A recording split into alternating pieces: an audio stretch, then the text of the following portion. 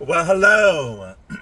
Another drive-in talk, except I'm so excited that I am parked for this one. So, if you're not familiar, I do these AI discussions for friends and families and whoever randomly shows up and see these videos to help educate you about the goings on of AI. And it's a little bit more of a well, the news, and but just different, help you frame the conversation of AI in your mind, and understand how to look at it a little bit differently at times, but also some news type stuff. Okay, so today I wanted to jump on here because I just had this amazing conversation with a high school teacher, and we talked all about AI, and it's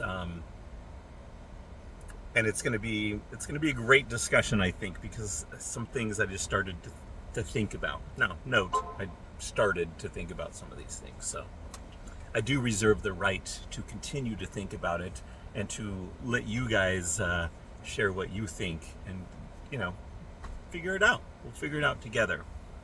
But I've been thinking a lot about this recently, and there was a news article the other day that came across. I get these notifications from AI. I have it go search the internet each day and give me news about AI each day. That's called a task, and that is an open AI feature that it has. It lets you do these tasks, and I'll perform quite a few of them, three or four of them each day, and I don't have to go and read them. It's almost like this little newsletter created just for me of what I exactly wanted. And I noticed one came through was about China, and this focus on this push towards the educational system in China helping their students learn more AI skills. So yes, we have these companies and these different apps and different things that are made for AI, and some people use, some people don't.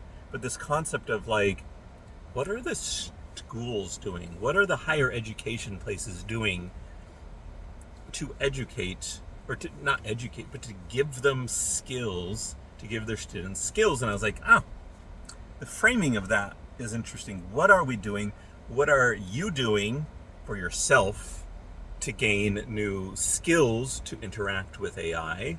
Not even just like, which new product do I know? Not, like, that's one thing, but what skills are you, like, how are you becoming someone that's better capable of using these apps and understanding how they work? And like, what are schools doing? What are you doing? What are parents doing to help their students? Are they just like, go for it? I mean, their children. And what are teachers doing to help their students to interact in healthy ways? Because are there unhealthy ways to interact with AI? For sure. 100%. And I've started to ask more people, like I did today, but even some students, some high schoolers and stuff like that, like, what is their like relationship with AI? What is their skill set is kind of what I'm trying to figure out. But like, what are the actions? What are the software that they're using? I'm intrigued personally by that myself, but like, everyone should be intrigued about like what skills they are learning so that they can have a good, healthy relationship. And part of this conversation was recognizing this, what's been going on for probably at least last year or so, increasingly more, is this interaction between student and teacher. Like, the students are going to continuously push boundaries and do things. We know they're going to try to use it to cheat, and that seems to be like the newsworthy thing. The thing that people talk about is like, kids just use AI to cheat, and it's like, well, they're pushing boundaries. They're seeing what's possible, and then the teacher comes back with a rule, boundary pushing boundaries, and that, if that is the interaction, that sounds very unhealthy and toxic. And there's probably a lot of teachers that really almost despise AI because of that constant conflict on what's going on. But hear me out, and I'm going to use a little hyperbole. Where's the blame? My hyperbolic statement is the blame is fully on the teacher. Okay, that's way hyperbolic. I don't really believe it's fully on the teacher, but to a degree is like, where is the healthy skills teaching? Where are they learning it? Are they learning it? Where, I mean, if schools are like, one would hope that they would be self-independent and learn these amazing things as a kid. But that it's new. They don't know. It's not just new, but skill acquisition isn't maybe their forte.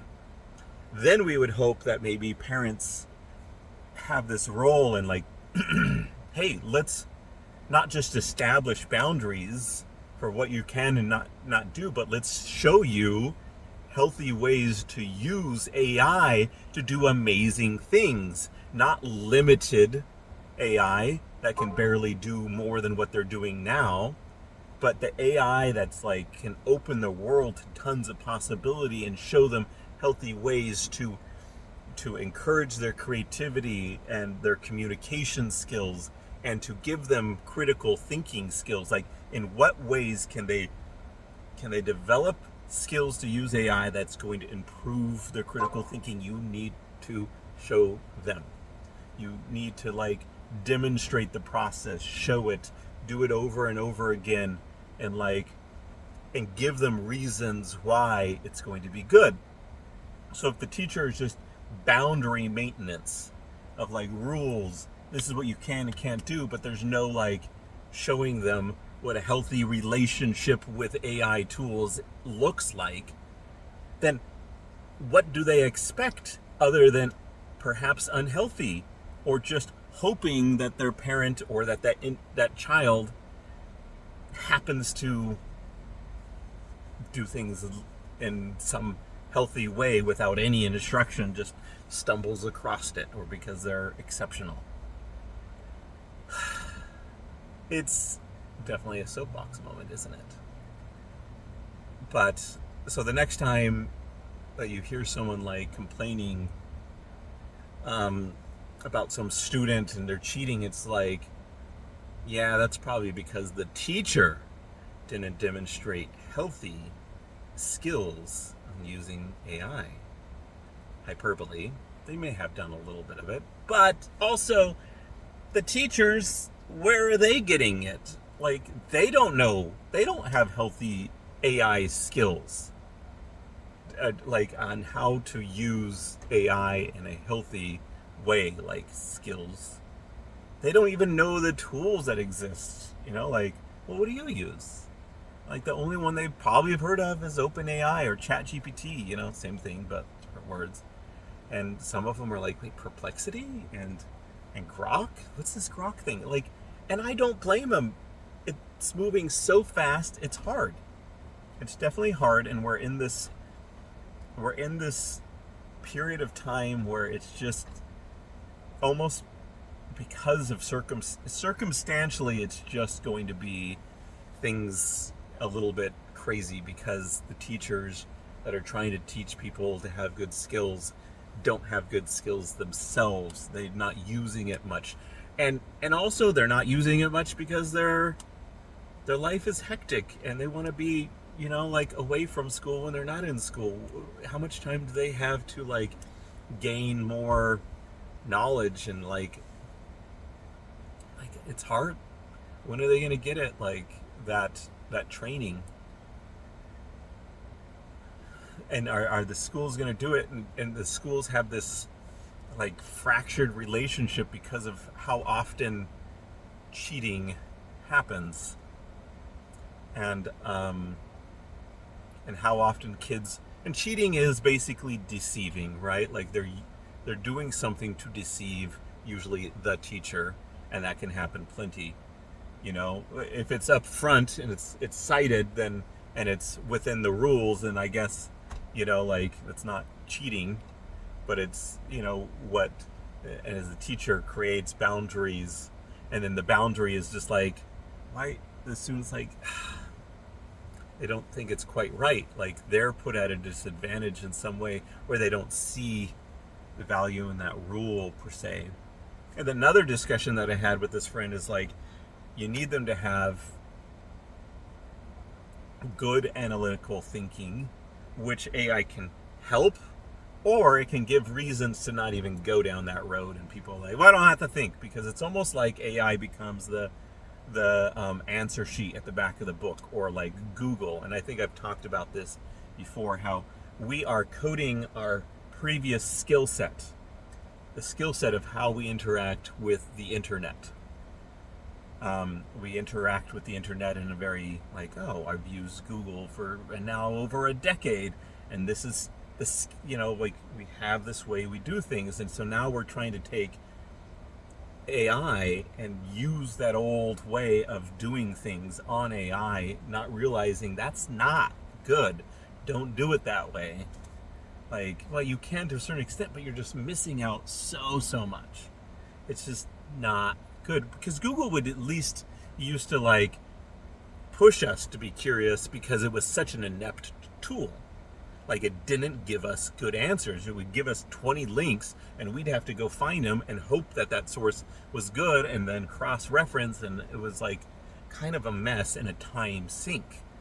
And then Google would start to answer a few of the easier questions up front without having you to go to the sources. Anyways, we are coding our, we are taking our way of interacting with internet things onto OpenAI, and instead of creating a skill set that works with these AI type tools. And I think that's a big part of the problem. Whereas, like, you can look at it as in a way of like, I mentioned this, 2 days ago. I was like, well, you're like, you can talk to the AI and say what you think, as opposed to the Google. It was never like, Google never cared what you thought. Like, and why would you put that in there? Like, there's makes no sense. But AI, you have that like a beautiful like opportunity to like go in there and say what you think to be the facts or the truth or whatever it is, like how you think about that thing. Think about how awesome of a tool that is when students can communicate what they think. Add that in there, and then the chat, the AI thing responds back, and hopefully there's some sort of like push, like analyze this, critique this, give me more along this line, or filter this bit of information based on what I understand from this. So this little bit of information, and now use it to analyze this source. So, and we don't often think of bringing sources to a question or something we're trying to figure out, because we just go to Google and we're like, you got all this access to all these sources, and figure it out, or whatever, like answer this or give me them, and then I'll go look at them. Like, you could, if you wanted, go to Google something, grab the sources, then put them into OpenAI, and that's awesome, but it's also going to be time consuming and no one's going to do it. So that's what a lot of these AIs are doing now, is going and finding sources and then answering a question. Previously, I mean, a lot of people's early on experiences with AI was like, it would just try to like, I think this is the answer, like, here's some information. But now it's getting better as to going online and looking for some sources and then answering. But you don't have the control over the sources when that happens. It has the control, and you just have to hope that that tool does a good job at those at picking the good sources, right? And then measuring them, like weighing them, like, I got 5 sources, which one really should I trust the most? But bringing a source to it, your thoughts, what you're thinking, and how you understand some things, put that in there. Like, say, I don't know, just there's so much opportunity in different ways. This is just an example of a skill set that no one I talk to these days seems to even think about. Like, oh, I can tell it what I think? Or like, but it hallucinates all these things. I'm like, yeah, because there's been tools in the last 2 months that don't do that as much. They do this like in-depth research and will spend 15 plus minutes like researching this topic, which is in a computer terms is a lifetime, right? Like, that's a lot of time for a computer to be working on a thing. Anyways, so your kids, students, schools, what skills are they teaching the student? Because they can help the analytical mind of a child, or they can become like the answer on the back of the sheet. Don't think about it, just do that. Very unhealthy. Are the rules that they're coming up with limiting the child so they don't have any incentive to be curious and to just like expand and play and do a bunch of different things, right? If there's no like push to get them to use this tool a lot in a lot of healthy ways, then they're not going to get this good relationship and these skill sets that they could be benefited from. The child with good analytical skills is way above a child without analytical skills. The child, or the human, you, with good AI skills is going to be way above that without AI skills. You're just at a disadvantage. And someone today, and there's a lot of people like this, and to some extent I understand this change it's like a smack in the face to some people, and they're just like, oh, me and my house, we're not going to use AI. And I'm like, but you are. It's like saying years ago, we're not going to use the internet, and we're not going to use cell phones, and we're not going to use email. But you did. And that's the AI thing. And it's like, I understand there is some pushback, and there's some statements you're making right now that just aren't going to end up being true. You will use them, even if you don't seek them out, because every company and product and everything and the websites that you interact with and the technology that you use right now is going to be integrated with it. And it's just like, and that's going to be hard. Who moved my cheese, right? And there's going to be a lot of things that people are going to be unhappy with. There's going to be a lot of students messed up because of an unhealthy interaction and skill set, unhealthy relationship with AI. I understand that. They're going to find the easiest way out of something and not gain any good knowledge, and it's just going to be a mess for them. But then you've got good parents, good teachers that are going to teach them good skill sets that are going to help them have good communication skills, good curiosity, and they're just going to like be curious and creative. They're going to be so creative, and they're going to have heads and tails. So when I said those with analytical skills have a leg up on those without analytical skills, and those with good AI skills have a leg up on those without any AI skills. And so you are disadvantaging them without giving them both of those things. And of course, those with AI skills and analytical skills will have an advantage. And it's just like, to not give them that, you're putting them at a disadvantage for future in their life. And now there's other things that we need to give them. It's not just that there's two things, of course. I understand that. But anyways, your thoughts. I reserve the right to kind of like craft this a little bit better, think through this a little bit more. But I enjoyed the opportunity to converse.